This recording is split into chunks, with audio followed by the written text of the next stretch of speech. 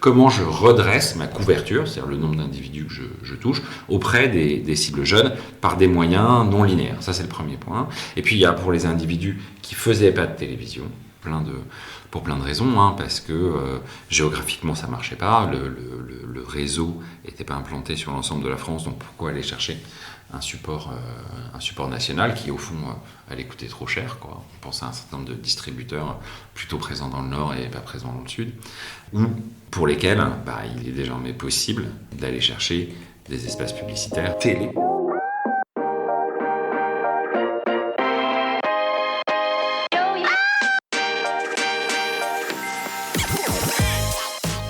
Bonjour et bienvenue parmi les Digital Doers, votre podcast source d'inspiration pour les acteurs de l'innovation. Ce programme est coproduit avec Comexposium pour l'événement incontournable qu'est le One-to-One Retail e-commerce de Monaco. Je suis Cyril Duplessis, acteur du changement dans le digital depuis plus de 20 ans. Je donne ici la parole aux personnalités de notre écosystème en France, qu'ils soient prestataires, annonceurs, marques, retailers ou pure players. Ils sont des acteurs engagés dans leur business et l'innovation fait partie de leur quotidien. Source intarissable d'inspiration, je vous propose une conversation dynamique et sincère pour vous donner accès à leur retour d'expérience, leur vision et leur analyse sur les tendances et les perspectives marché. Depuis juillet 2019, les Digital Doers rassemblent des témoignages uniques et de grande qualité directement accessibles ici même, mais aussi sur les chaînes partenaires. En effet, je produis et anime des chaînes de podcast pour compte de tiers, c'est-à-dire pour des prestataires de services, du retail et du e-commerce. Le concept est simple, inviter un prospect à venir discuter de votre problématique avec un expert maison dans une conversation tripartite. Vous êtes intéressé? N'hésitez pas à me contacter directement sur le site lesdigitaldoers.com ou via LinkedIn. En attendant, je vous souhaite une bonne écoute, toujours sans coupure. Qui regarde encore la télé? Selon vous, combien de temps par jour les jeunes de la génération Z passent-ils devant les programmes en direct des chaînes TV? Réponse, pas beaucoup. En revanche, les 18-24 ans consomment beaucoup de replays et de VOD. Selon Statista, en 2022, en France, près d'un jeune sur deux passe entre 1 à 10 heures par semaine sur les plateformes de streaming TV. Cette réalité, qui peut être constatée par tous ceux qui ont des ados à la maison, doit questionner les annonceurs. En effet, les audiences se déplacent, les contenus TV en direct sont de moins en moins regardés au bénéfice de ce que l'on nomme la TV non linéaire ou catch-up TV. Alors comment atteindre cette cible de jeunes consommateurs? Question d'autant plus cruciale que leur façon de consommer les contenus TV préfigure très probablement celle vers laquelle les autres générations vont se diriger. D'ailleurs, à titre personnel, en dehors des matchs de foot et de rugby, ça fait déjà longtemps que je ne regarde plus la TV en direct. Pour aborder ce sujet, j'ai le plaisir de recevoir Jérôme Cochard, DG de Making Science France. Making Science est une entreprise de conseil en marketing digital, coté à la Bourse de Madrid, présent dans une douzaine de pays et qui compte 1 millier de collaborateurs. Avec notre invité, nous allons d'abord faire un focus sur le marché de la publicité en général et TV en particulier. Nous poursuivrons en analysant les opportunités qu'offre la TV non linéaire, à la fois pour les annonceurs TV habituels et pour les nouveaux entrants. Vous allez le découvrir. La pub en catch-up TV est accessible aux PME et permet une segmentation des audiences, par exemple géographiques. Bien sûr, nous illustrerons nos propos par des cas clients afin de les rendre plus concrets. Mais avant de commencer, Jérôme, peux-tu te présenter en quelques mots ? Merci Cyril, bonjour Cyril, bonjour à tous. Pas de problème, oui, je peux me présenter en quelques mots. Donc je m'appelle Jérôme Cochard, j'ai 48 ans. Je suis diplômé de Sciences Po en 98, c'est en Ecofi, à l'époque où la section s'appelait comme ça. Finance, Ecofi pour finance. Ouais, Ecofi pour finance. Voilà. Et puis j'ai démarré ma carrière dans la production, aussi curieux que ça puisse paraître. J'écrivais des films documentaires historiques avant de rejoindre TF1. Alors attends, mais comment on sort de Sciences Po en Ecofi pour faire ça normalement? Alors, j'avais fait des études d'histoire, écoute sincèrement, j'avais fait des études d'histoire. Ouais. Et je voulais aller je voulais bosser pour la télévision. C'était un truc qui m'intéressait dès le début. À l'époque, c'était la fin des années 90. Le marché explosait. C'était vraiment la période des télévisions reines. Et je me disais que les documentaires, disons, la production de télévision m'intéressait beaucoup. Et avec un copain, on voulait devenir producteur de jeux débiles, tu vois. C'était vraiment pas... c'était l'époque du big deal, etc. Ça nous fascinait. Et on s'est dit, on va faire carrière dans la télévision. Et j'avais aucun piston, rien du tout. Donc j'ai cherché un stage et je suis allé dans une boîte de documentaires. Et j'ai écrit des documentaires historiques pendant à peu près un an et demi. Mais comment ça se... Sur l'armée rouge notamment, sur la fin du service militaire. Comment on sait écrire un documentaire TV? Parce qu'il doit y avoir une technicité à... Oui. Alors j'écrivais les pitchs, j'écrivais les synopsis. En fait, c'est des ventes qui se font sur dossier. C'est pas...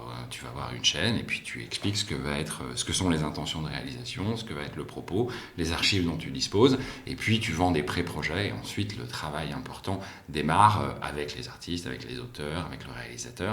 Mais pour l'écriture de ces pitchs, au fond, les compétences que j'avais à l'époque, à la fois en finance et en histoire, étaient suffisantes pour le faire. Donc j'ai écrit plusieurs documentaires et puis je me suis rendu compte dans cette boîte de prod que ce qui était intéressant, c'était plutôt ce qui se passait dans les chaînes de télé. Donc j'ai rejoint TF1 où j'ai fait de l'analyse financière. Là, on est en quelle année quand tu rejoins TF1? On est en 99-2000. Ok. Alors une époque qui est quand même celle qui voit arriver plein de startups. C'est l'époque de la première bulle Internet où les chaînes de télévision sont vues comme les futurs porteurs du divertissement digital. Il faut se rendre compte qu'à l'époque, les modèles de Netflix, les modèles de VOD sont des modèles qui sont même pas en germe. Non. Google a 3 ans, je précise. Donc c'est un monde qui doit paraître médiéval pour les jeunes auditeurs. Mais à cette époque-là, je me souviens, mon job c'était d'aller voir les fonds de pension partout dans le monde pour expliquer en quoi TF1 allait devenir un gros porteur de l'Internet de demain. Et quand on faisait des roadshows... Là, tu reprends ta casquette de financier. Là, je suis retourné chez TF1, c'est pour faire de la finance. Oui, parce que quand tu es dans l'environnement tu la prends tout court, même cette casquette, parce que tu ne l'avais pas véritablement prise en tant que professionnel. Tu avais été formé à ça, mais tu ne l'avais pas... en écrivant des documentaires. Je faisais aussi le plan de financement. C'est des petites boîtes, en général, il faut être un peu multifonction. Donc j'écrivais les documentaires, et puis comme je savais à peu près compter, on m'avait mis aussi sur les plans de financement et sur le fait d'aller chercher de l'argent. Donc chez TF1, chez TF1, je fais de l'analyse financière. Exactement, j'y vais pour faire de l'analyse financière. Par l'époque, ça s'appelle Comfy Analyse financière. C'est un monde qui, là encore, n'existe plus, mais on révisait les modèles des analystes financiers sur les marchés. C'est-à-dire qu'ils nous les envoyaient avant de les publier, on savait s'ils allaient être à l'achat ou à la vente. C'était une période très enthousiasmante et très drôle, quoi. Donc on rentrait à fond dans le DCF de Merrill Lynch, pour ne pas DCF c'est Discounted Cash Flow, c'est les modèles de valorisation, quoi. Donc, peut-être pas évident, mais tout le monde ne l'est pas forcément. C'est ce qui permet de valoriser une boîte, en fait. C'est la théorie selon laquelle la boîte vaudra ce qu'elle va rapporter dans les années à venir, quoi. Et moi, c'est ce que j'analysais quand je suis passé chez TF1. Donc, d'un truc artistique à un truc complètement financier. Et puis au bout de quelques années chez TF1, j'ai quitté la finance pour aller à la pub, où je me suis occupé du développement de TF1 Publicité, à la fois le développement vis-à-vis des clients, c'est-à-dire aller voir les nouveaux clients, leur expliquer comment marchait la télévision et ce qu'ils étaient susceptibles de faire, et puis le développement plus corporate, c'est-à-dire les acquisitions d'entreprises et la partie publicitaire de ces acquisitions d'entreprises. Et puis après quelques années, à avoir fait ça, je me suis occupé du lancement j'ai lancé une régie qui s'appelle les Indés de la radio. Alors là, on est en quelle année? Tu vois, juste pour avoir un marqueur. On est en 2008. 2008. Donc juste avant la crise des subprimes. On avait engagé un minimum garanti très important à l'échelle du résultat de TF1. C'est le jour, alors les gens ne le voient pas, mais toi tu le vois, c'est à peu près la période où mes cheveux sont devenus tout blancs de stress, parce que j'avais engagé la parole de TF1, enfin c'était pas moi évidemment, mais on avait engagé une partie de minimum garanti qui était un facteur important du résultat d'exploitation de TF1. Pourcentage à 2, je ne vais pas le donner, mais c'était un pourcentage à 2 chiffres. Et puis la crise arrive et on se dit mais on n'arrivera jamais à faire les objectifs qu'on a garantis à nos partenaires de radio. Et quelques années formidables à la tête de la régie de la radio de TF1 que j'ai montée, qui exploite aujourd'hui de l'ordre de 130 radios locales, qui s'appellent les Indés de la radio, qui sont D'accord. tous les réseaux de radios que tu peux trouver un peu partout en France, qui ont été rassemblés. D'accord. Dans une régie, Dans une seule régie, exactement, pour en faire un produit national. Et en fait, ça a été un épisode assez structurant pour Donc moi. ça, c'est une spin-off de TF1, quelque sorte? Non, c'est pas une spin-off de TF1. Imagine, t'es propriétaire d'une radio locale à Paris, et puis t'as un copain qui est propriétaire d'une Non, mais j'imagine radio très bien ce locale, que c'est, mais ouais. cette régie-là, c'est rien à voir avec TF1 ou c'est... Ah non, enfin, elle n'a rien à voir avec TF1. Si, c'est la propriété de TF1 qui exploite les espaces publicitaires Donc, il en crée tant une que régie régie. Xilo et pour Ouais, c'est pouvoir... ça. Enfin, elle a accès à un inventaire, et le fait d'avoir accès à un inventaire je- et de le vendre de manière exclusive constitue le périmètre d'une régie. Et là, toi, tu viens dans cette entité-là. Et moi, j'arrive dans cette entité-là en tant que repreneur, puisque ces radios qui étaient déjà rassemblées en un GIE pour faire vendre leur espace national l'avaient confié par le passé à Lagardère, enfin au groupe Lagardère, c'est-à-dire à Europe. Et puis, à la suite d'un appel d'offres, TF1 gagne, un appel d'offres dont je me suis occupé dans le cadre de mes responsabilités sur le développement de la régie. Et puis, on s'est dit, roule ma poule, t'as gagné l'appel d'offres, et maintenant, tu vas t'occuper de l'exploitation de ces chaînes. Donc, je passe d'une étape de développement à une étape hyper concrète, où il s'agit de monter une régie, vendre de la pub. Et cette étape a été hyper fondatrice pour moi, parce que j'ai découvert qu'en fait, un produit publicitaire, c'était d'abord un produit mathématique. C'était la recomposition d'un certain nombre d'audiences locales. Et qu'au fond, une audience fragmentée. Une audience fragmentée peut constituer une audience nationale qui est efficace, considérée et qui a une valeur de marché très forte. On est d'accord que la PQR avait déjà fait ça. Bien sûr, c'est le même principe que PQR 66. Voilà. C'est quelque chose qui existe, mais qui à l'époque, au fond, préfigurait ce qu'allait devenir beaucoup de médias. C'est-à-dire le fait de pouvoir fragmenter l'espace de manière locale, c'est-à-dire la possibilité d'acheter localement, ce qui va devenir la télé segmentée. Ouais, c'est ça. Ce qui va devenir la télé segmentée. La radio a toujours été segmentée par cette notion de décrochage local, puisque les fréquences sont différentes par région, par nature. Ça aide aussi à aller fragmenter. Exactement. Les fréquences sont par nature fragmentées lorsqu'il s'agit de la radio locale. Donc elle permettait de constituer des plans avec ce qui s'appelait multivilles à l'époque, ça dit bien ce que ça veut dire, où tu pouvais acheter plusieurs zones, mais pas toutes, et puis sélectionner le périmètre des endroits. Par exemple, pour une ouverture de magasin dans une région, tu pouvais sélectionner la zone de chalandise ou alors la zone qui correspondait au... Tout le monde a fait l'expérience durant les vacances, tout le monde d'allumer la radio dans sa voiture et d'entendre les pubs du supermarché local ou des pubs qu'on n'a pas l'habitude d'entendre dans la zone dans laquelle on vit à l'année. Exactement. Et à côté de ça, existait un réseau national où on pouvait diffuser de la pub nationale. Donc ce mélange de pub nationale et de pub locale qui a préfiguré, comme tu le dis, ce qui est aujourd'hui la télé segmentée, en fait. C'est un modèle qui est assez ancien et qui existait depuis dès les années 2000 en réalité. Donc ça, on reprend, ça marche extrêmement bien. Malgré la crise. C'est-à-dire que là où le marché publicitaire fait moins 30%, on fait une croissance qui est inversement plus forte la première année. Comment tu trouves les clients? Est-ce qu'il y a des synergies avec la régie TV de TF1? Comment ça se passe? Ou alors les antennes? Il y avait beaucoup de clients, il y avait beaucoup de clients qui étaient déjà existants. Il y avait beaucoup de clients qui venaient d'abord, en radio, tu as un peu les usual suspects, la grande distribution, qui est extrêmement présente. Les banques, l'automobile. Grosso modo aussi, une fois que tu as fait... Les télécoms. Une fois que tu as fait ces usual suspects, tu as fait à peu près le tour. Et en réalité, alors certes, il y a des synergies autour de la marque, autour des personnels que tu es susceptible d'avoir, mais les profils de clients sont pas tout à fait les mêmes, puisqu'à l'époque, la distribution avait peu accès ou avait un accès limité à la télévision. Donc de toute façon, c'était des clients qui n'étaient pas énormément vus par les chaînes de télé. Les synergies, elles étaient dans le lien avec les agences. Mais c'est un support qui existait déjà avant, je ne l'ai pas du tout créé, les Indés radios. On l'a vraiment renforcé, on lui a donné une vocation nationale plus forte. On a pu beaucoup améliorer la commercialisation. Mais le travail de pédagogie de l'existence de cette offre nationale, il avait été déjà largement opéré par Lagardère. Et donc, deux pieds, un pied parfaitement local et un pied national, qui constituent les deux éléments de diffusion. Le truc fonctionne très bien. on transforme beaucoup, je pense, le marché publicitaire radio à l'époque. Et puis, comme ça marche bien, je suis nommé directeur du marketing du groupe TF1. Donc ça, c'est toutes les entités de TF1 pour positionner l'ensemble des marques et transformer un peu le groupe TF1 en quelque chose de plus digital. Alors c'est là qu'on lance la marque MyTF1 à l'époque pour faire comprendre aux individus qu'il y a du replay sur TF1, ce qui à l'époque c'était très Non, marrant. en quelle année quand ça se lance là, MyTF1? Alors là, on est en 2011 à peu près.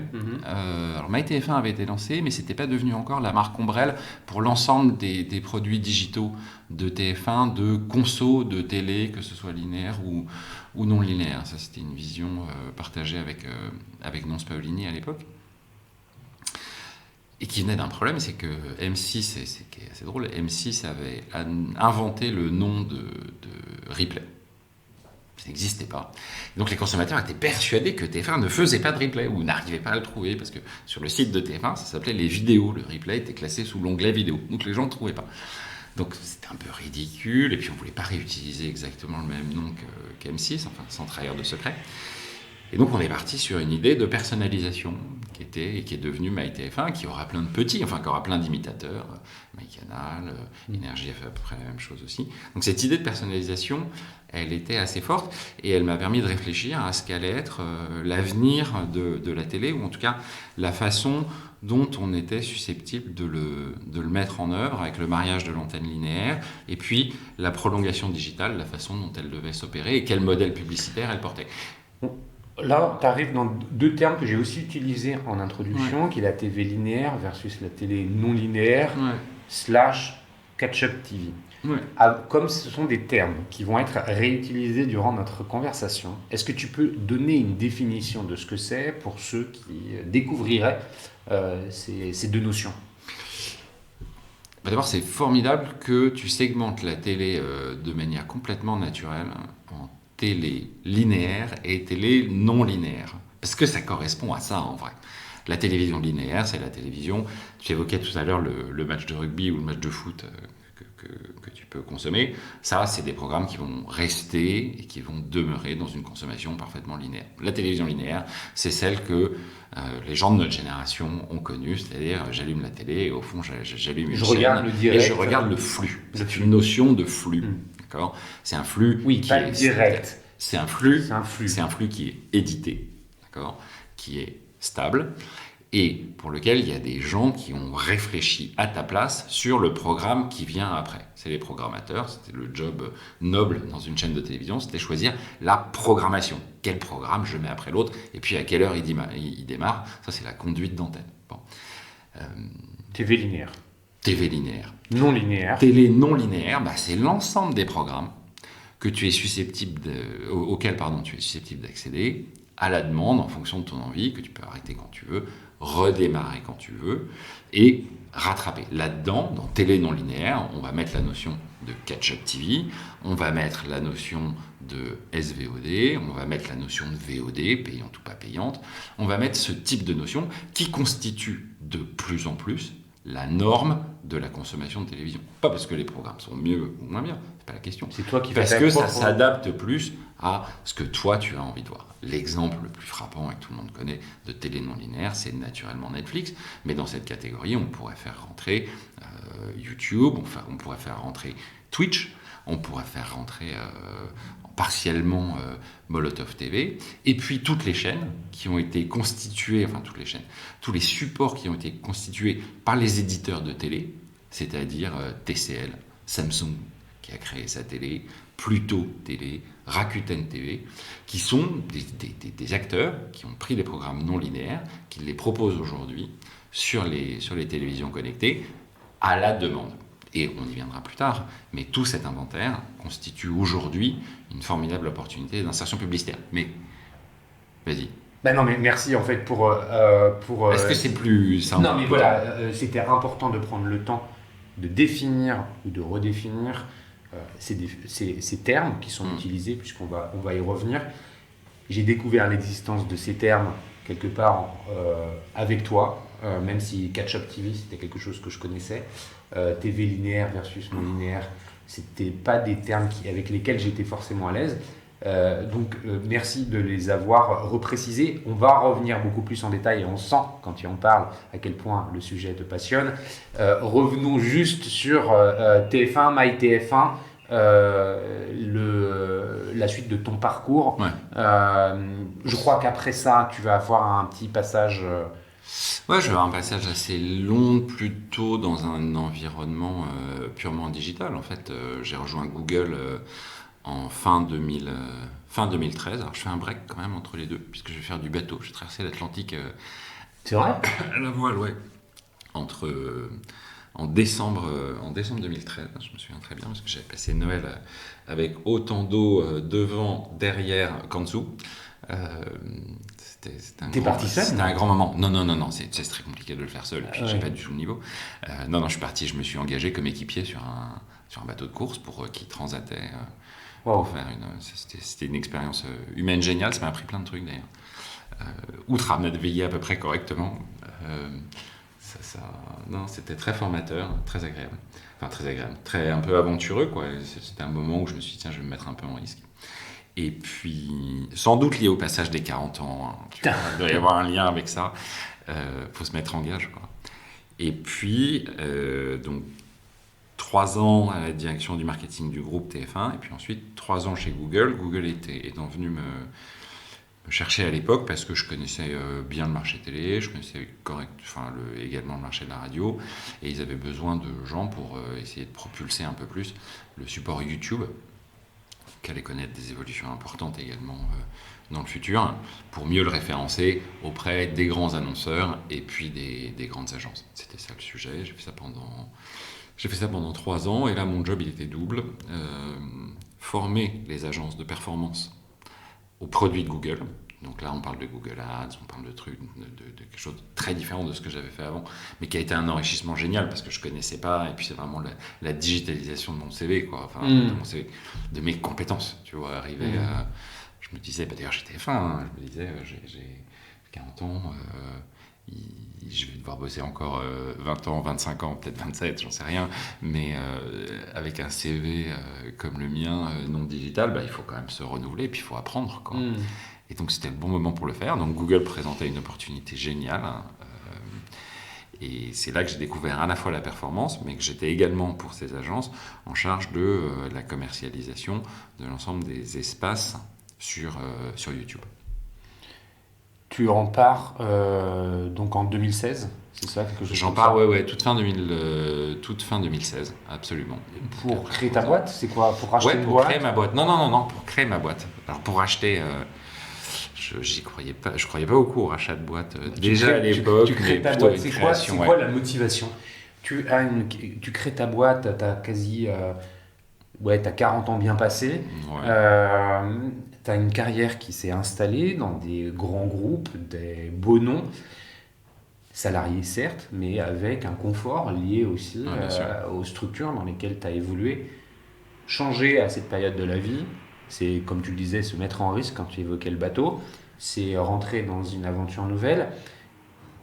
Qu'est-ce qui a motivé cette décision? D'abord, après le bateau, ça m'a montré que j'allais pas mourir, quoi. Si je changeais de job, je me mettais pas beaucoup. Même si je montais ma boîte, c'est bon, je me mettais pas en danger physiquement, tu vois. Donc ça m'a fait relativiser beaucoup les choses. Et puis la vérité, c'est que arrivé à 43 ans, je me suis dit, mais c'est très personnel, mais je voulais pas arriver à la retraite en me disant, j'ai jamais monté de boîte. Mais pourquoi t'as jamais monté de boîte, Jérôme? Parce que j'ai pas eu d'idée, quoi. Même si j'ai pas d'idée, c'est pas grave, j'ai des compétences. Et les compétences, ça peut servir à faire monter une entreprise. Donc, je me suis dit, mais pourquoi pas essayer? Tu te donnes 1 an et demi, 2 ans, et puis tu verras bien si ça marche. Et donc, on est parti à 2 avec un collaborateur de Google, Jérémy, pour monter une agence qui s'appelait Celsius, et qui allait faire à la fois du branding et de la performance, c'est-à-dire de la performance et l'acquisition sur Google. Et très vite, ça démarre, et il y a des clients qui viennent nous voir. D'abord parce qu'on est des anciens de Google, en vrai. D'ailleurs, c'est marrant parce que ça constitue encore beaucoup le marketing de plein de boîtes qui se lancent. Les gars, on est des anciens de Google. Oui, écoutez, bravo, mais c'est pas non plus... c'est pas un titre de noblesse, quoi. C'est pas mal, mais ça ne dit rien, quoi. Mais bon, toujours est-il que sur ce background de crédibilité, on gagne des premiers clients et puis on commence tous les deux, en se regardant dans le blanc des yeux, dans des bureaux qu'on nous prêtait sur les Champs-Élysées. L'adresse faisait chic, mais c'était vraiment loin de la réalité, quoi. Et quelques boîtes un peu imprudentes nous font confiance, alors qu'on est juste tous les deux. Enfin, un peu imprudent, on va dire risque averse, quoi. Et on a de la chance parce qu'à ce moment-là, c'est quand même quelque chose qu'on avait vu au sein de Google, arrive le virage de l'automatisation des comptes, qui est vraiment un changement de paradigme très fort dans l'acquisition. C'est-à-dire que avant cette période, disons avant 2014-2015, l'acquisition sur Google, c'est beaucoup la génération de trafic. Tu vas acheter des gens qui viennent sur ton site. À partir de ce moment-là, les algorithmes de Google se perfectionnent et tu arrives à leur donner des objectifs qui sont des objectifs de conversion. C'est-à-dire, tu ne vas plus chercher du trafic, mais tu vas chercher du chiffre d'affaires. Exactement. Une action qui est réalisée sur un site. Et principalement, parce que c'est ces gens-là que ça concerne. C'est les CPA, quoi. C'est ça. C'est le CPA, ouais. Tu te mets à acheter, là où tu as acheté au CPC, tu te mets à acheter au CPA. Et ça, c'est un changement fondamental qu'on voit très bien et qui permet d'être beaucoup plus productif et puis d'être beaucoup plus générateur de chiffre d'affaires. Enfin, tu génères un chiffre d'affaires hyper clair pour les clients. Et donc, cette proposition de valeur fonctionne bien. On est très en avance sur l'automatisation. Je pense d'ailleurs qu'on l'est encore.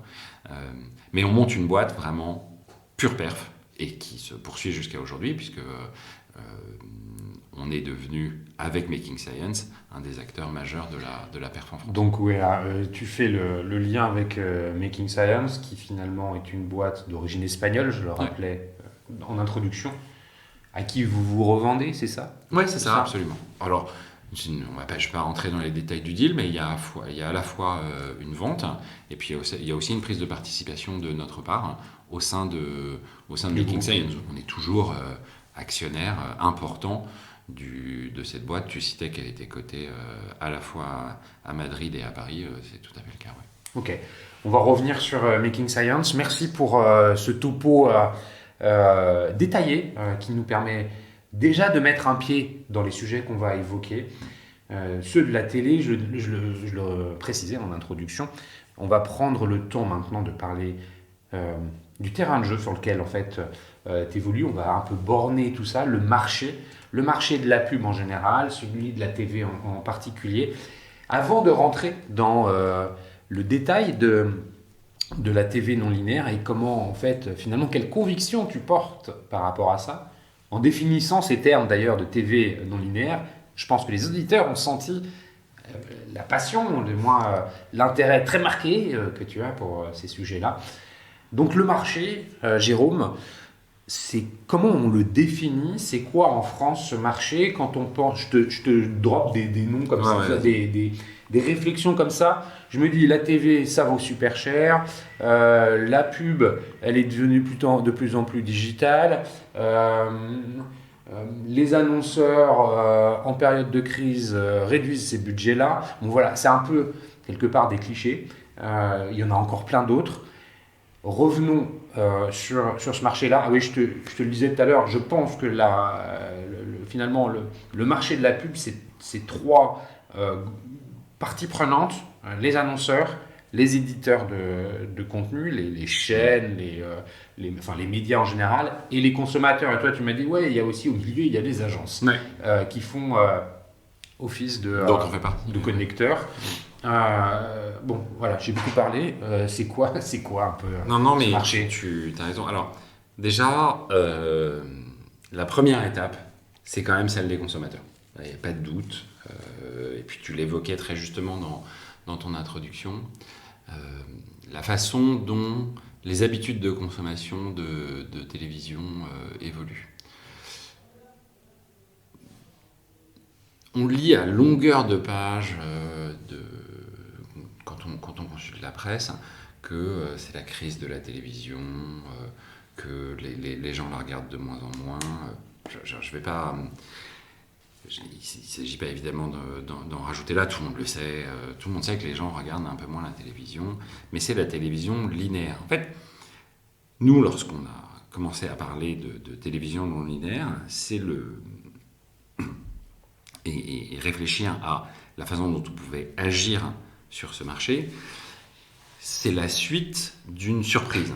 C'est-à-dire, moi je pense qu'on est en train de vivre aujourd'hui l'âge d'or de la télévision en général. Alors c'est pas par provocation que je dis ça, c'est que quand je regarde autour de moi, j'ai pas du tout le sentiment que c'est devenu ringard de consommer des programmes de télévision, ou que regarder la télévision, c'est une activité à laquelle les gens ne s'adonnent plus. C'est juste qu'il y a une transformation majeure qui est opérée par les consommateurs dans les programmes qui sont susceptibles de regarder. Quand on lit la crise de la télévision, et il y a plein d'exemples, quand tu vas à Cannes pour un festival, l'omniprésence de Netflix est évidente,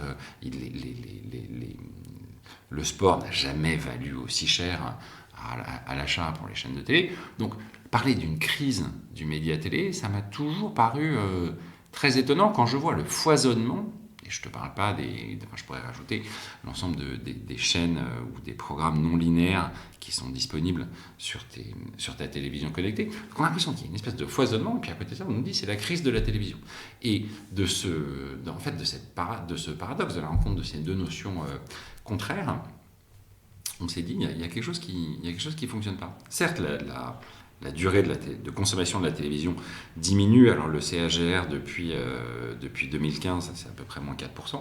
Parce qu'il y a une notion qui est importante, c'est que les contenus TV, tu l'expliques très bien, sont consommés autrement. Exactement. Ils ne sont pas moins consommés, ils sont consommés autrement, au travers effectivement du replay, de la VOD. Mais les émissions, elles sont là, des plateformes qui existent. Tu citais Netflix, on peut citer Prime Video d'Amazon, etc. Il y a aussi un support. Ouais. Le support, il est protéiforme aujourd'hui, dans la mesure où ce contenu n'est pas uniquement accessible sur l'écran TV du salon. Exactement. Et en fait, si on prend une métaphore, imagine que la consommation de la télévision, c'est une casserole avec de l'eau qui bout dedans et puis tu la couvres. Tu fais bouillir pendant longtemps, lorsque tu soulèves le couvercle, tu vas voir qu'il y aura une évaporation, et tu diras, il y a moins d'eau à l'intérieur. Mais si tu regardes sur le couvercle, l'eau, elle se trouve là, c'est-à-dire qu'elle a été évaporée vers autre chose, et vers une autre forme de consommation. Ce que je veux dire par là, c'est qu'il y a un phénomène de vase communicante, alors qui n'est pas absolu, mais qui existe, entre une diminution progressive de la consommation de télévision linéaire vers de la consommation de télévision linéaire. Je pense qu'on l'intuite tous en fait. On le voit dans nos familles, on le voit chez nos amis. Il y a ce remplacement de la consommation linéaire vers du non linéaire, il est présent partout. Et lorsqu'on parle de la crise de la télévision, on parle de la diminution des inventaires de la télévision linéaire. Mais qui parle de crise? Les professionnels du secteur? Oui, l'ensemble des professionnels du secteur. Tu sais, aujourd'hui, la réduction de la durée de consommation de télévision linéaire, elle porte plein de problèmes. Elle porte plein de problèmes pour les annonceurs, parce qu'aujourd'hui, lorsque tu veux faire un plan télé, c'est compliqué, que tu dois toucher toute la population. Il y a des cibles qui ont tout simplement disparu, qui sont en voie de disparition sur ce support de masse. Donc il faut arriver à les retrouver. C'est un peu ce que je disais en intro. Finalement, la génération Z, si tu veux la toucher, c'est pas forcément avec la télé que tu vas y arriver. Alors justement, c'est pas forcément avec la télé linéaire. Il faut introduire linéaire, ce que je veux dire. Mais tel qu'on l'entendait jusqu'à aujourd'hui. C'est exactement le point. Or, pendant très longtemps, la réponse à « oui, mais la génération que tu ne touches plus sur la télé linéaire, tu vas la toucher avec d'autres supports. Tu vas la toucher avec le smartphone, tu vas la toucher Ce qui est vrai. Ce qui est vrai. Mais est-ce que c'est aussi efficace? En fait, pendant plusieurs... Attends, on va revenir sur l'efficacité. Les annonceurs, parce que là, tu as parlé des consommateurs, le changement de comportement des consommateurs du marché. On l'a bien compris qu'effectivement, les générations les plus jeunes consommaient quasiment plus rien en TV linéaire, que les générations au-dessus, elles consomment de moins en moins, et qu'il y a une consommation qui est en train de devenir hybride. C'est ça. C'est vachement intéressant hybride, d'ailleurs. Quand tu regardes, il y a des chiffres là-dessus qui sont très frappants, moi je trouve, qui sont les chiffres de Samsung TV. Samsung, fabricant très important de téléviseurs qu'on connaît tous, a produit des chiffres sur comment est-ce que les gens qui sont équipés de télé Samsung consomment la télévision. Alors ça n'a pas la valeur de chiffre médiamétrie avec un coup de tampon, c'est une carotte, c'est pas un échantillon représentatif. Non mais je fais attention parce que il y a des... Mais ça donne peut-être une tendance. C'est un métier statistique, exactement. Ce que nous dit Samsung, c'est que les moyens et gros... Lorsque tu es équipé d'une télé Samsung, tu as à peu près 56% des gens qui regardent de la télévision linéaire majoritairement. Et puis, tu as 17% des individus qui ne regardent plus la télévision linéaire. 17% des individus, c'est considérable. Et le reste, c'est 27% qui sont des petits consommateurs de télé linéaire. Petits consommateurs, je précise, c'est moins de 5 heures par mois. Moins de 5 heures par mois, c'est rien du tout. C'est moins de 5 heures par mois. Ouais, c'est-à-dire, ça existe virtuellement. Donc, 44% des consommateurs, c'est 17 plus 27, sont des consommateurs qui sont d'abord de télévision non linéaire, sachant que la couverture, c'est-à-dire le nombre d'individus qui regardent de la télévision non linéaire et de la télé linéaire qui font les deux, c'est quasiment 80% des gens qui sont équipés d'un téléviseur. Donc, ce passage d'une consommation fluide entre je regarde de la télévision linéaire quand il y a des gros trucs, quand il y a des événements importants, et puis je regarde petit à petit le poids de ma consommation va vers des chaînes ou des programmes non linéaires, on le constate tous, et c'est ce que nous disent les chiffres de Samsung. Un consommateur hybride, pour reprendre ta terminologie, qui avec probablement, tu vois, si on a à nouveau cette discussion dans 10 ans, on aura des chiffres qui seront encore différents. Ce sera toujours hybride, mais parce qu'il restera encore des gens qui regardent de la TV linéaire. Non, mais j'exagère. Bien sûr, bien sûr. C'est quand même... Et qui coûtera beaucoup plus cher, et dans 10 ans. Enfin, si on se positionne dans 10 ans, j'imagine mal les chaînes de télévision présentes au même degré qu'aujourd'hui, c'est-à-dire au fond assez peu, d'un point de vue publicitaire, pas d'un point de vue éditorial. Mais le point de vue éditorial ira plus vite que le point de vue publicitaire, puisqu'il est premier. Elles seront beaucoup plus présentes sur les environnements non linéaires, c'est une certitude. Donc ça, c'est le consommateur. On répond, le consommateur, il a envie de consommer autrement. Les annonceurs, là-dedans, aujourd'hui, sont-ils conscients, matures de ces changements-là finalement, est-ce qu'ils investissent toujours autant la TV linéaire? Comment perçoivent-ils la télé non linéaire? C'est quand même eux qui sont les financeurs, entre guillemets, du marché. Il y a quand même juste un point de précision. Quand on parle de télévision non linéaire, là, on parlait de ce qui se passe sur l'écran de télévision au sein du foyer. Je le précise parce que c'est vachement important. La télévision non linéaire, tu peux la consommer partout. On parlait tout à l'heure de la notion d'efficacité, on y reviendra. Il faut quand même garder en tête que là, on parle de consommation de télé sur le téléviseur du foyer. À quoi sert le téléviseur du foyer? Donc, le téléviseur du foyer, il sert à la fois à regarder de la télé linéaire et de la télévision non linéaire. D'accord? Cette consommation non linéaire vient sur le téléviseur. Et c'est ça la grande nouveauté consommateur. Je le souligne. Ok, et les annonceurs alors, donc oui, tu as raison de souligner que, tu me le disais en préparant l'enregistrement, un spot de publicité qui est vu sur un écran télé qui fait 1 mètre, 1 mètre 20 de diagonale, c'est pas la même chose qu'un spot TV qui est vu sur un écran de smartphone tout aussi grand soit-il. Ah bah non, ça c'est tout à fait, c'est tout à fait clair. Mais non, mais je prends la balle au bon parce que c'est important. C'est pas Jérôme Cochard qui le dit.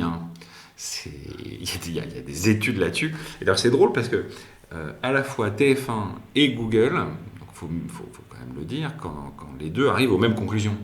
Et sur la base de leurs études à tous les deux, ils montrent exactement la même chose. C'est-à-dire que le lift, c'est-à-dire la différence entre un spot qui est diffusé sur des petits écrans et un écran de télé, le lift d'impact enfin, sur les valeurs publicitaires, sur les valeurs de la marque, sur la confiance, sur les intentions d'achat, il est à peu près du simple au double. Hein.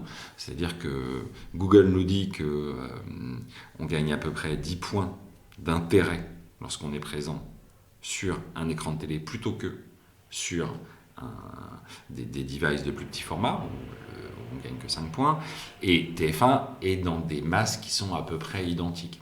C'est-à-dire que aujourd'hui, si tu es un diffuseur, si tu as besoin de faire une campagne de pub pour toi, mieux vaut investir ton argent sur des écrans de télévision, où les niveaux, alors c'est pas que la mémorisation, mais c'est le niveau d'impact de ta campagne sera beaucoup plus fort. C'est l'impact en fait, c'est ce qu'on cherche. Quoi. Exactement.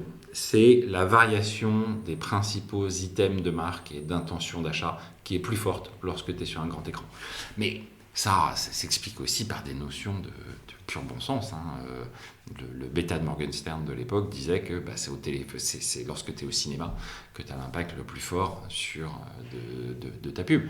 C'est ce qui fait bouger, disons, le plus. La taille de l'écran, dans toutes les études qu'on voit, donne le sentiment qu'elle fait bouger le plus les éléments qui sont importants d'un point de vue marketing, qui ne sont pas juste la mémorisation du spot, mais qui sont la séduction de la marque, la volonté d'acheter, la crédibilité de la marque. C'est ça, le grand écran fait bouger plus ces items auprès des consommateurs. Et donc, à partir du moment où la possibilité existe, et que les consommateurs, à partir du moment où, la possibilité technique existe, d'accord, puisqu'il faut quand même que les gens regardent, il faut que les gens soient équipés d'un téléviseur qui puisse diffuser des programmes non linéaires. Cette possibilité technique, on l'a vu, elle existe. À partir du moment où la consommation existe, et ça aussi, on l'a vu, lorsque juste avec les chiffres de Samsung, on se rend compte, et alors si on prend Samsung plus le reste des opérateurs, c'est de l'ordre de 30 millions d'individus qu'on est capable de toucher avec de la télévision non linéaire sur TV de manière mensuelle. Donc c'est devenu un support évidemment très fort. Si ces deux éléments sont présents, pourquoi ne pas concentrer sa publicité sur les nouveaux modes de consommation de l'écran télé? Et c'est au fond là-dessus que nous on a travaillé. Très bien. Les annonceurs, là, je reviens sur mon sujet, je ne le lâche pas. Les annonceurs, mais oui, puisque c'est quand même eux qui financent derrière cet écosystème. Ouais. Comment perçoivent-ils ces changements? Alors, il y a deux types, disons, d'annonceurs. Il y a les annonceurs qui sont présents à la télévision depuis toujours. Les FMCG, ce type de clients, et puis les annonceurs qui n'avaient pas ou peu accès à la télévision. Pour les gens qui avaient accès à la télévision, pour moi la problématique principale, c'est comment est-ce qu'on peut reconstruire de la couverture perdue sur les cibles jeunes, et puis comment en perspective, c'est-à-dire dans le futur, alors que la consommation de télévision linéaire va continuer à diminuer, enfin c'est à peu près clair, on est capable d'assurer l'efficacité publicitaire. Ça, ils le perçoivent bien, les annonceurs? Ouais, bien sûr. Quand tu vends un produit, tout le monde n'a pas des produits formidables, hyper intéressants, hyper innovants. Quoi. Il faut vendre des pâtes, il faut vendre des saucisses. Voilà. Et pour ça, l'exposition que tu es capable de faire de tes produits sur les cibles, il y a un lien direct avec le fait de t'en vends pas. Et puis si tu perds des cibles, au fond, ta marque, elle va se dissoudre petit à petit dans l'indifférence. D'accord ? Donc ça, c'est une problématique de comment je redresse ma couverture, c'est-à-dire le nombre d'individus que je touche, auprès des cibles jeunes par des moyens non linéaires. Ça, c'est le premier point. Et puis, il y a pour les individus qui ne faisaient pas de télévision, la possibilité désormais...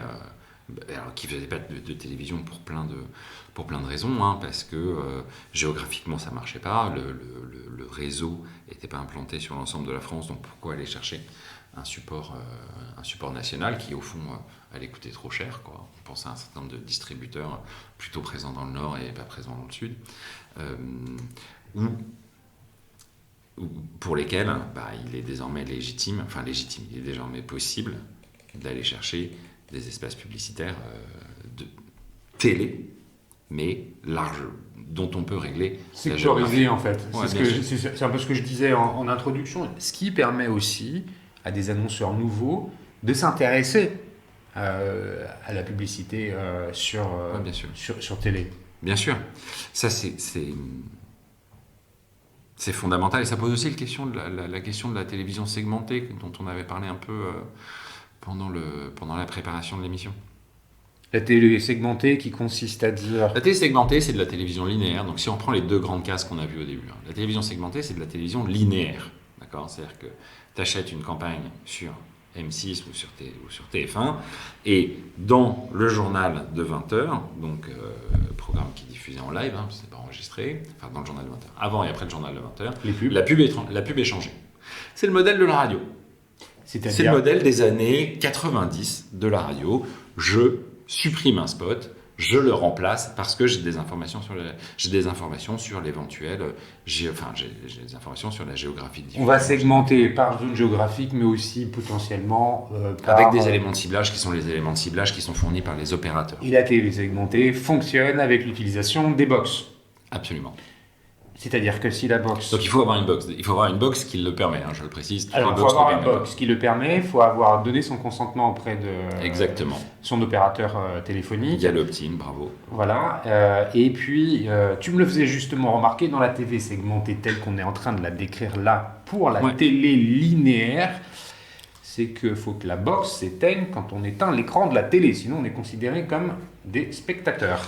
Ben oui. Voilà, on ne va pas aller plus loin dans la TV segmentée linéaire. Revenons sur la TV non linéaire. Ouais. On était en train de se dire que des annonceurs nouveaux qui n'étaient pas forcément présents, qui se considéraient pas forcément comme légitimes à annoncer en TV nationale à cause des coûts, à cause d'une empreinte géographique qui ne nécessite pas une communication nationale. La TV non linéaire permet de segmenter finalement sa prise de parole en tant qu'annonceur au travers d'écrans régionaux. Et c'est une super passerelle pour passer à la partie de la proposition de valeur de Making Science et comment en fait aujourd'hui vous, Jérôme, toi, tes équipes, vous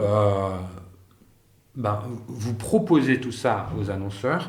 Quels sont les enjeux techniques, quels sont les enjeux commerciaux, enfin bref, comment on définit tout ça? Qu'est-ce qui définit votre proposition de valeur? Alors, notre proposition de valeur, elle est tu peux d'ailleurs l'ouvrir, parce que chez Making Science, vous ne faites pas que de la TV non linéaire. Ah non, pas du tout. Voilà. Pas du tout. Alors vas-y, brosse-nous un portrait général. Mais globalement, si tu veux la totale. Ouais, bien sûr. Je fais le pitch, c'est l'occasion quand même que tu nous racontes un petit peu. Ouais, c'est ça. Attention, ce que vous faites, et après, on fera le focus sur la TV. Attention, une communication commerciale est présente dans ce propos. Chez Making Science, on fait 5 métiers. On fait les métiers de la performance, on fait les métiers du branding qui font l'objet de ce podcast, c'est-à-dire comment par des moyens programmatiques on est capable d'aider les annonceurs à améliorer leur communication, et la partie télé non linéaire est un segment de cette partie branding. On fait de l'analytics aussi, on a une practice analytics qui est très développée pour aider les clients à bien comprendre les parcours des consommateurs sur leur site et améliorer leur conversion. On a une partie purement tech, data, conseil, pour lequel on travaille sur des produits très avancés pour un certain nombre de clients, c'est-à-dire la mise en place de bidding à la valeur sur certains clients, la mise en place de MMM qui sont des projets technologiques avancés qu'on fait en synergie avec l'Espagne. Et puis on a une 5e ligne de business qui est TechForce, c'est-à-dire on ajoute des devs. Aujourd'hui on a une filiale en Géorgie qui permet d'ajouter des devs pour les boîtes qui ont des besoins informatiques pour lesquels il y a un shortage ils n'arrivent pas à trouver la bonne main-d'œuvre sur place en France. Nous, on a de l'ordre de 400 devs en Géorgie, et puis c'est assez croissant. J'en parlais avec le responsable de cette entité, avec l'exil de l'élite tech russe qui fuit à la fois vers l'Azerbaïdjan, mais aussi vers la Géorgie. Donc tu vois, donc ça, c'est côté géopolitique. Ça, c'est nos 5 côtés. Voilà. Ça, c'est nos 5 métiers. Ouais. Parmi ces métiers, l'enjeu de la conversation d'aujourd'hui, c'est de parler de celui du branding et de la télé. Et notre proposition de valeur, elle est vraiment simplissime et à la portée d'un enfant de 5 ans. C'est dans quelle mesure on est capable de rassembler l'ensemble des inventaires de télévision non linéaires consommés sur un écran de télé. D'accord ? Autrement dit, quand tu regardes YouTube, Rakuten, Amazon, Pluto Télé, Amazon dans une moindre mesure, parce qu'aujourd'hui c'est pas ouvert, mais Ouais. lorsque il y a une occasion de voir qui est présente sur cet écran télé, comment nous on va l'acheter pour nos clients qui soient déjà présents en télé ou qui ne soient pas présents en télé. Voilà. Ça, c'est le produit qu'on a fabriqué. Ce produit s'appelle DNL TV, D pour digital, puisqu'on achète par des moyens digitaux, et NL, non linéaire télé. Donc, c'est la télévision non linéaire. Parce que, attends, alors ça c'est très clair, mais tu viens de le dire, D pour digital, parce qu'on achète par des moyens digitaux, Ouais, ça veut absolument. dire que la programmatique est utilisée Ouais, pour absolument. l'achat. Ouais, Ce qui n'est absolument. pas le cas en TV linéaire. Alors, ce qui n'est pas encore le cas en télé linéaire, c'est drôle, c'est drôle.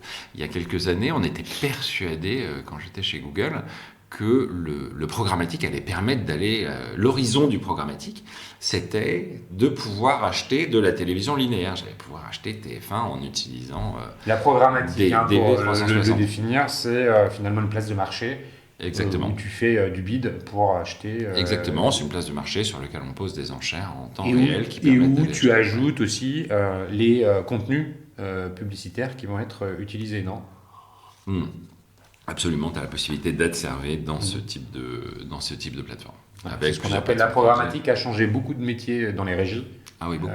Voilà, parce que quand c'est arrivé en 2015, un truc comme ça, ça s'est vraiment démocratisé, quelque chose comme ça, un peu avant. Un peu avant, voilà, quelques années avant, je le placerai plutôt. Bon, je suis pas issu de ce métier, mais je le. Non, mais ça n'a aucune voilà, importance. Ça, la chronologie de la technologie n'est pas forcément importante. Donc ça s'achète en programmatique. La révolution du programmatique, c'est quand même le fait de pouvoir acheter de l'audience. D'être sur une notion d'audience buying, c'est-à-dire j'achète une cible qui est définie par le provider du DSP, c'est-à-dire le fabricant de la plateforme sur laquelle tu achètes, ou par des tiers, et à chaque fois qu'elle est présente sur une occasion de voir, c'est-à-dire par exemple si tu ouvres le site du Figaro, il y a instantanément plein d'enchères qui se mettent en branle pour dire tiens, alors il n'y a pas ton nom, a priori, il n'y a pas ton nom, j'ai Cyril Duplessis, voilà ses habitudes de consommation, en ce moment il veut s'acheter un nouveau téléphone, je dis ça au pif, parce qu'il regarde qui veut l'acheter, et chacun pose une enchère et puis propose sa pub. Et le vainqueur est présent devant les yeux ébahi de Cyril Duplessis, qui dans la plupart des cas ne regardera pas la campagne, mais voilà. Ou la regardera, mais il se dira mais comment ils font pour. Oui, voilà, il faudra t'exposer beaucoup, voilà. et c'est pour ça que ça crée une économie très volumique, quoi. Ouais, bien sûr. C'est ce principe-là qui est proposé dans la TV non linéaire, l'achat. C'est un principe d'audience buying aussi, à ceci près que on achète de la vidéo, que la vidéo non skippable, c'est-à-dire comme pour de la télévision, et sur un écran de télévision. Donc il y a quand même des grosses différences. Ça, ce sont les critères. Mais c'est la vraie modernisation de la télé. C'est ce qui permet, de fonctionner. Tu peux développer plus loin et même aller dans des notions de coût pour les nouveaux entrants. Finalement, ton contenu que tu nous présentes là aujourd'hui, les propos que tu nous tiens, ils vont rassurer probablement les distributeurs, les marques habituellement clientes de la TV linéaire. Peut-être qu'ils vont même allouer davantage de budget à la TV non linéaire en t'écoutant parler. et ça va dans le sens de ton histoire, il y a aussi ceux qui n'ont jamais fait de TV parce que, et je te le disais même au téléphone la semaine dernière, parce que, a priori, tu te dis, si je veux aller en TV, je vais en avoir pour des millions. Et puis, c'est un peu comme si je distribuais des billets comme ça, parce que je ne vais pas forcément toucher les gens que j'ai envie de toucher. Bon, bref, c'est pas dans mes moyens, j'y réfléchis même pas. Euh, Est-ce que finalement la TV non linéaire va pouvoir casser ces clichés-là sur la télé? Alors, disons, c'est une question très très longue et très très dense. Le... Désolé. Non, non, non, tu dis. Alors, premier point, tu as utilisé le mot, ça va pouvoir rassurer des clients. Alors, Des PME, en fait, ceux Ouais, qui ouais, étaient pas, ouais. en fait, qui se couchent. ça, c'est la deuxième partie de la, c'est la deuxième partie de la question. On commence par les plus gros. Ouais. Ouais, les plus Et gros. comme ça, je vais Ouais. au bout de la proposition Ouais. de valeur. Nous, on fait trois trucs. On agrège l'ensemble des inventaires de télévision non linéaire sur l'écran télé. On fabrique le média planning, c'est-à-dire grâce à nos outils, on dit voilà le nombre de contacts, on anticipe sur le nombre de contacts que vous allez avoir et sur la meilleure façon de compléter ou de faire vivre seul ce plan en réalisant des audiences, d'accord ? Et puis on fait le reporting détaillé des performances des campagnes qu'on donne. Donc c'est vraiment les trois étapes. On agrège, on optimise et on reporte. Ça, c'est ces trois éléments-là, afin de faire mais nous, notre proposition, c'est une proposition de média planning avancé sur ces télés. Pour ce qui est du niveau d'accès ou sur comment utiliser ce produit, tu l'as bien souligné, il y a deux aspects. Soit, d'une part, il est utilisé pour compléter ce qui est fait par des grands annonceurs sur les chaînes de télé, c'est-à-dire les audiences qui se sont un peu évaporées, c'était l'image de la flotte qui disparaît, je les reconstitue par ailleurs. Soit j'ai des contraintes qui me disent que la télévision est en fait financièrement moins opérante parce que je suis présent uniquement dans le nord de la France, et dans ce cas-là, tu es capable de fabriquer un maillage de diffusion qui correspond au maillage géographique. Alors, est-ce que ça va permettre c'est ta question, à tous les annonceurs d'avoir accès à la télé ? La réponse est non. Ça coûte de l'argent, il n'y a pas de doute. Il faut fabriquer le spot, ce qui a un coût.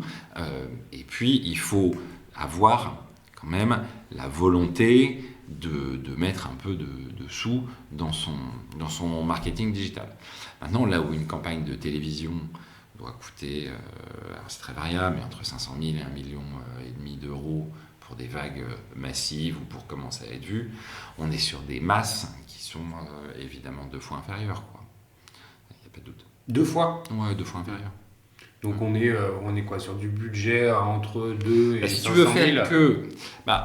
pour une vague qui est une vague complémentaire de la télévision, en fait, le calcul, c'est souvent un pourcentage du budget et les 17% de gens qui sont... Tu as mis 17% de ton budget à ça, on va dire. C'est exactement, enfin quelque part entre 10 et 17%, parce que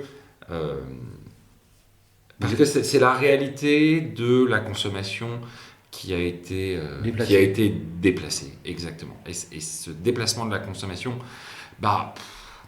il est au fond... il est ce qu'il est, quoi. C'est hard fact. Et par ailleurs, ça sera de plus en plus le cas dans l'avenir. Donc autant prévoir et agir dès aujourd'hui pour comprendre comment fonctionne ce type de support. Et puis pour les gens qui n'ont pas de plan télé, à ce moment-là, il faut raisonner sur les masses qu'on est susceptible d'aller toucher et le bon niveau de géographie. Mais promettre à des individus que pour moins de 100 000 euros, il y aura un plan national sur de la télévision, sur de la CTV, ça ne serait pas vrai. Ça n'a pas de sens. Moi, j'ai vu trop de supports qui expliquaient on rase gratis. Non, ça va être accessible à tous pour être raisonnable sur les budgets d'investissement. Tu as raison de le préciser. Je ne voulais pas rendre mon propos comme en disant voilà, maintenant la télé est accessible à tous. Tu le disais justement, et on se le disait aussi en préparant cette émission, il y a l'achat média, c'est ce dont on parle, les budgets, plus la production du spot, voilà, et que tout ça a un coût. C'est évidemment pas la PME qui fait 1 million de 1 million d'euros de chiffre d'affaires qui va pouvoir trouver des capacités à utiliser ce média-là pour faire la promotion de ses produits. En revanche, on n'est pas du tout sur les montants identiques à ceux de la télé et tu le disais, 2 fois, peut-être 3 fois moins cher. C'est aussi avec une notion héroïste beaucoup plus puissante, si je comprends ce que tu me dis, que la TV linéaire, puisque la performance est mesurée de façon plus fine, c'est ça ? Alors, là, il y a encore plein de choses dans la question. La performance, elle est mesurée, en fait, paradoxalement, de manière moins fine que la télévision linéaire. La performance, c'est 2 choses. Quand tu achètes aujourd'hui de la télévision, c'est l'élément de mesure de l'audience que tu as pu réaliser.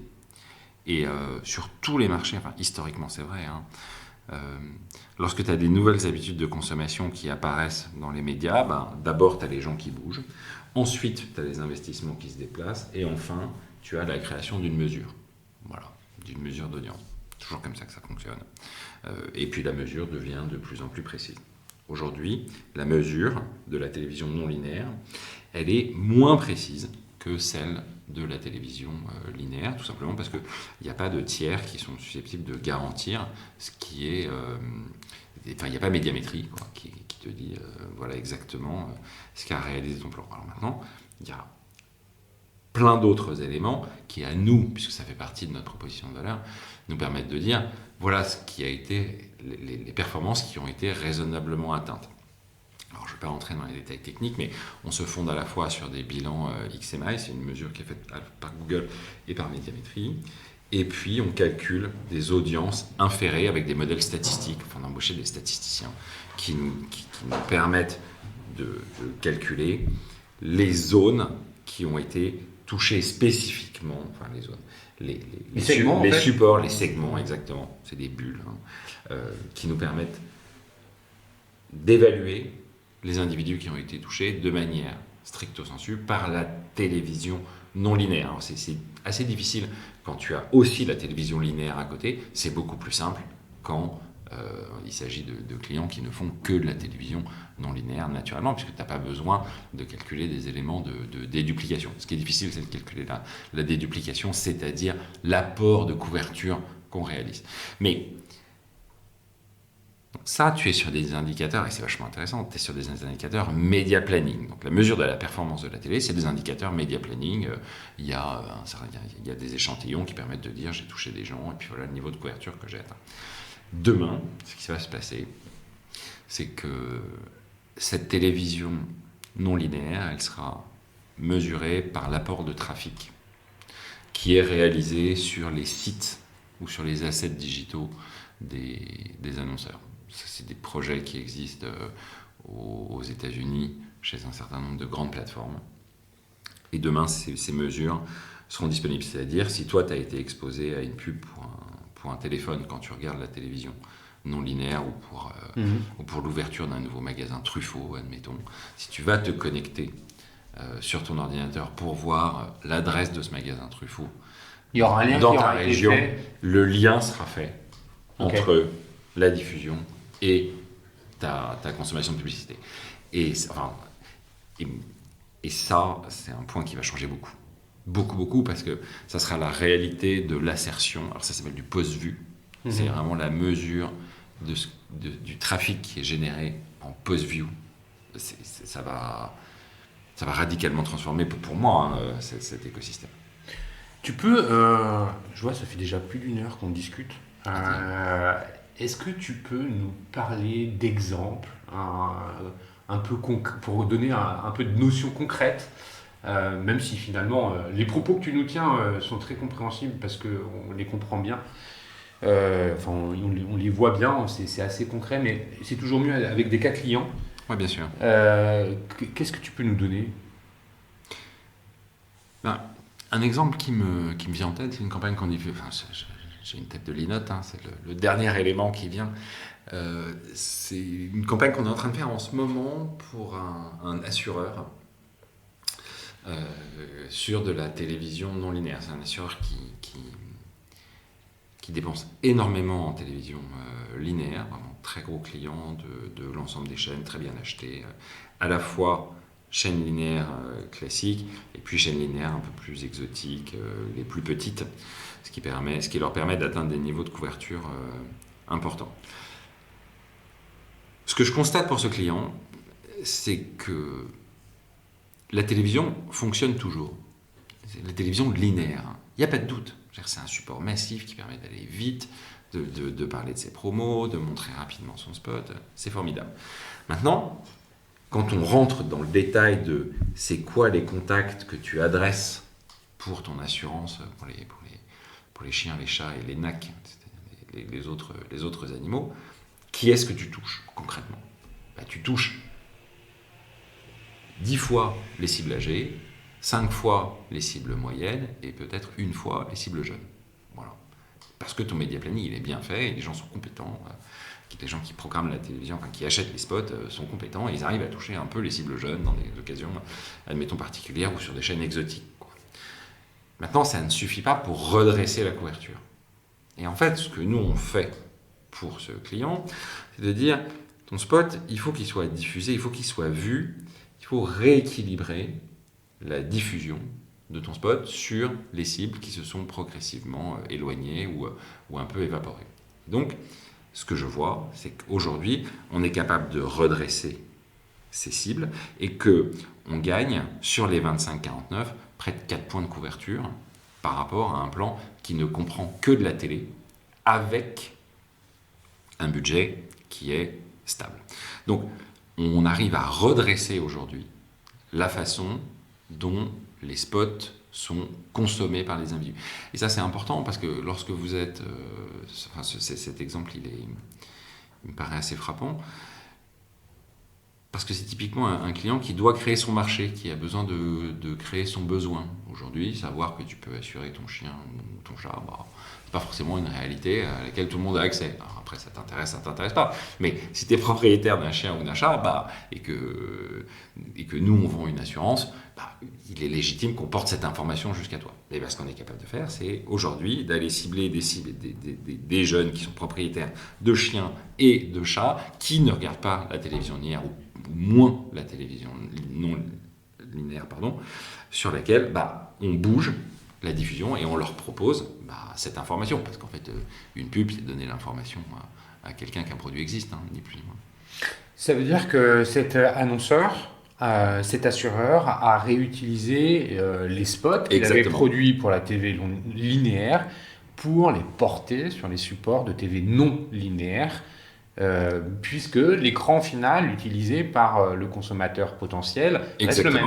Exactement. Mais demain, la façon dont... Pour moi, l'évolution du média planning dans les années à venir, en tout cas sur les chaînes de télé, c'est que pour les cibles très âgées, les gens iront acheter, enfin très âgés. On commence à y arriver. Le salaud arrête. Toi et moi. Même si notre consommation, on parle plutôt de nos parents. Admettons qu'on parle plutôt de nos parents. Oui. On achètera de la télévision complètement linéaire. Voilà, parce que les cibles seront pas chères, parce qu'ils sont nombreux, et parce qu'ils passeront beaucoup de temps devant.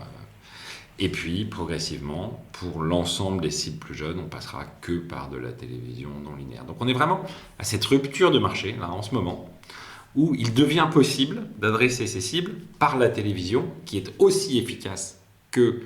par la télévision non linéaire, qui est aussi efficace que la télévision tout court, donc qui évite cette espèce de déperdition, de présence sur des diagonales, au fond un peu merdiques, sur ton téléphone portable, pour retrouver l'efficacité un peu perdue par le passé du support télé.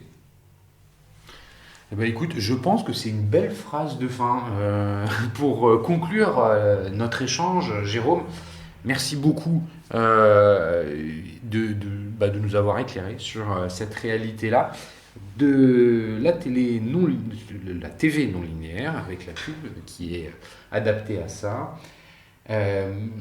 Si on veut te joindre, j'imagine que LinkedIn doit être un bon moyen de communication pour... LinkedIn, c'est hyper efficace. C'est hyper efficace. C'est comme ça, c'est bien sûr, bien sûr. LinkedIn, il doit y avoir le site. Je le consulte régulièrement. Making Science, c'est quoi le site? Alors, il y a un site qui est makingscience.fr. Voilà, qui doit probablement aussi être un moyen de communication. Qui est un bon moyen, la communication personnelle sur LinkedIn est aussi simple. Ouais, moi, je réponds. Jérôme Cochard sur facilement. LinkedIn. Et puis, à la toute fin, de toute manière, vous pouvez toujours m'écrire. Je lui transmettrai vos messages, bien sûr. Comme à chaque fois, je remercie également, comme Exposium, le One-to-One Retail e-commerce de Monaco pour le support apporté à cet épisode. Merci à vous tous, les auditeurs, toujours plus présents, et puis aussi merci pour vos messages qui me touchent beaucoup. Jérôme, il me reste enfin à te remercier une dernière fois et à te dire à très bientôt. Merci Cyril, à bientôt.